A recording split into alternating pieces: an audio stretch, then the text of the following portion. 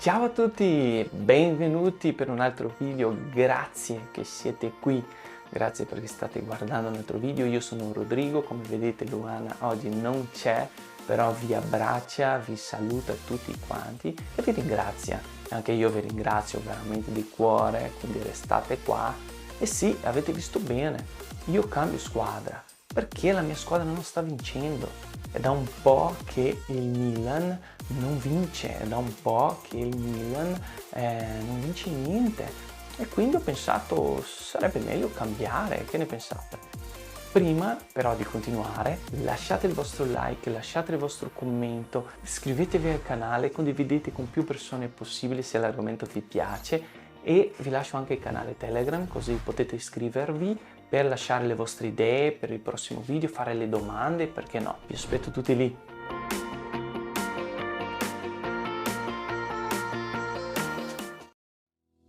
Sì, non è semplice cambiare squadra. Non è così perché vogliamo, non è così perché solo perché la tua squadra non sta vincendo, allora cambi, prendi un'altra maglietta, la indossi e via. E vi ho portato qui anche delle opzioni valide, come questa, guarda qua. Una bella squadra, il Verona, che si è salvata, adesso è ancora in Serie A, quindi una bella squadra, sarebbe un'opzione. Anche ho portato questa qua sì, ha vinto la Champions, quindi ragazzi, questa veramente, c'è Jorginho, poi veramente sarebbe una bella opzione. Però se fate caso, non è così semplice cambiare squadra. Non è perché la tua squadra non sta vincendo che riesci a indossare un'altra maglia e dire ok, adesso cambio. È vero o no?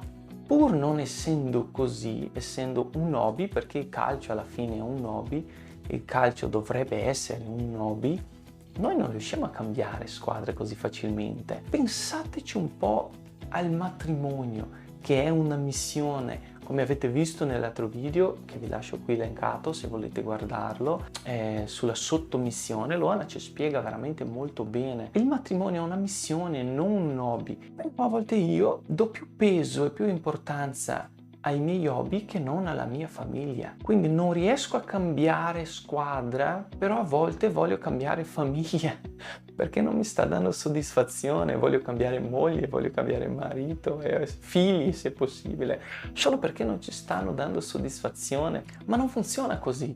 Il matrimonio è una missione. Il matrimonio, come avete visto nell'altro video, è una missione che va portata fino alla fine. E come nel calcio non paragonabile, perché non è paragonabile il calcio con la famiglia, però proprio per farci capire il concetto, come nel calcio la nostra famiglia ha bisogno del nostro tifo. Sì marito, sì moglie, loro hanno bisogno del nostro tifo, come negli europei ho fatto io, quando era a rigore, era già tardi la sera, volevo andare a letto, però volevo vedere fino alla fine, ci credevo fino alla fine. Anche nostra moglie, i nostri figli, il nostro marito hanno bisogno di noi così, un vero tifo, come quando fai con la tua squadra in finale, come era l'Italia e Inghilterra.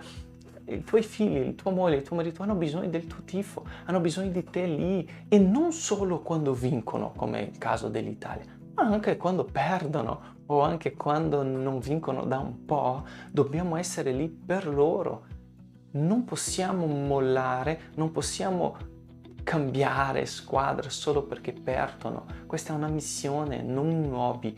Quindi mariti, mogli, dobbiamo essere i tifosi numero uno dei nostri anche quando perdono, anche quando non sono quello che volevamo che fossero, anche se non sono in un buon momento come volevamo che fossero. Dobbiamo essere lì per loro, perché questo è il vero amore, come abbiamo visto nell'altro video, vi lascio qui se non avete ancora guardato, il vero amore. Come facciamo con la nostra squadra di calcio? Anche nostra moglie, i nostri figli, il nostro marito hanno bisogno del nostro sguardo, hanno bisogno della nostra presenza. È successo l'altro giorno che eravamo in piscina con Lucas che giocava con i suoi cuginetti e con suo zio, e lui mi ha chiesto: papà, andiamo a giocare, vieni a giocare con me? E io ho detto: figlio, papà è un po' stanco, dai, ti guardo. E lui ha detto: va bene. Però io non lo guardavo, ho preso il cellulare in mano e ho cominciato a vedere quello che c'era E lui se n'è accorto e subito mi ha guardato, ha detto: papà, tu devi guardare in me, tu devi guardare in me, vedere quello che sto facendo. È come se dicesse: guarda me, adesso io sono la cosa più importante a cui tu devi guardare. E è vero, anche se lui non stesse facendo qualcosa di così meraviglioso, di così bello, stava giocando semplicemente, però lui aveva bisogno di me, di vedermi lì, di capire che c'ero per lui. È così che funziona nella nostra casa. I nostri di casa nostra hanno bisogno di vederci lì per loro, di fare il tifo per loro, anche se perdono. C'è un'altra cosa molto bella, molto importante anche: non paragonare mai tua moglie con la moglie del vicino, con la moglie dell'amico, con la moglie della TV, che ne so, della serie TV. Non paragonare mai i tuoi figli, il tuo figlio con il figlio del vicino, della zia, della conoscente. Ah, ma lui, mamma, che bravo che è, i voti sono alti, è educato, questo. Non farlo. Il tuo figlio è la tua missione, lui è unico, lui ha bisogno di te, lui ha una personalità unica. Abbiamo fatto un video riguardo alla vera identità, quindi loro hanno la loro identità come tu, come io ho la mia identità. Per questo è così importante esserci per loro, tifare per loro, affinché venga fuori la loro vera natura, la loro vera identità, senza pregiudizi, senza sminuire loro, senza paragonare loro. Infatti c'è un libro molto bello che ho letto tanti anni fa del pastore Fabio Notarnicola che si chiama Essere genitori, che vi lascio sulla descrizione se volete acquistare, e lui parla proprio di questo fattore del paragone. Come diciamo qui in Italia, l'erba del vicino è sempre più verde. Perché non vediamo il lavoro che c'è dietro, vediamo solo il risultato. A casa tua invece tu vedi ogni giorno, tu vedi il tuo marito quando non si lava i denti, tu vedi tua moglie quando è spettinato, il tuo figlio quando fa qualcosa che non va bene. Però è per loro che ci sei, loro sono la tua squadra, la tua missione. Quindi non paragonare.